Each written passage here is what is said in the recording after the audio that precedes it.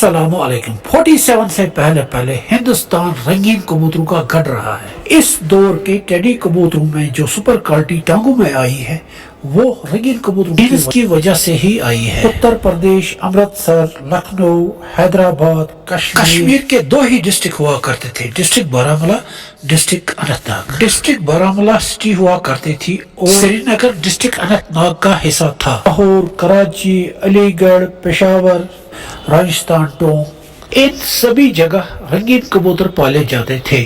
اسی وجہ سے اس دور کے جتنے بھی کراس کبوتر ہیں سب میں رنگین پر نظر آتا ہے۔ 39 میں ہندوستان کے دو حصے ہوئے، ایک حصہ بن گیا بھارت، ایک حصہ بن گیا پاکستان۔ اس وقت نام رکھنے پہ بھی تھوڑا سا تضاد ہوا۔ علی محمد جناح چاہتے تھے انڈیا کو بھارت کہا جائے اور پار والے حصے کو پاکستان کہا جائے، ان دونوں کو ملا کے ہندوستان کہا جائے۔ یہاں کے بہت سارے مسلمان اس دور میں پاکستان چلے گئے، جن میں کچھ کبوتر پرور بھی تھے جنہوں نے اپنے ساتھ ان کو رنگین کبوتروں کو پاکستان لیا۔ اس دور میں ہندوستان میں 576 سٹیٹس ہوا کرتی تھی، جن میں سے 565 پرنسلی سٹیٹس ہوا کرتی تھی۔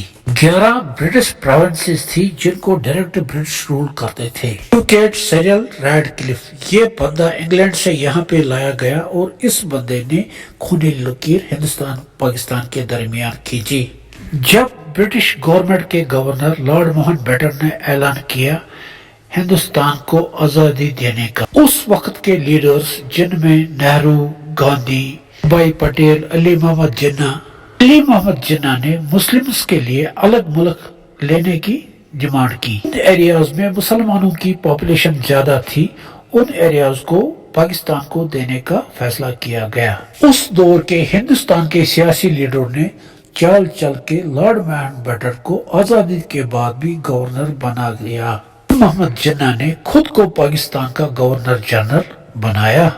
اس طرح سے علی محمد جناح ہندوستان کے جال میں پھنس گئے۔ گورنر لارڈ ماؤنٹ بیٹن کو جو اس دور کے پرنسلی اسٹیٹ ہوا کرتی تھی، ان کے راجاؤں کے ساتھ اس کی بہت اچھی بنتی تھی۔ اس کے نتائج میں زیادہ تر راجا ہندوستان کے ساتھ مل گئے۔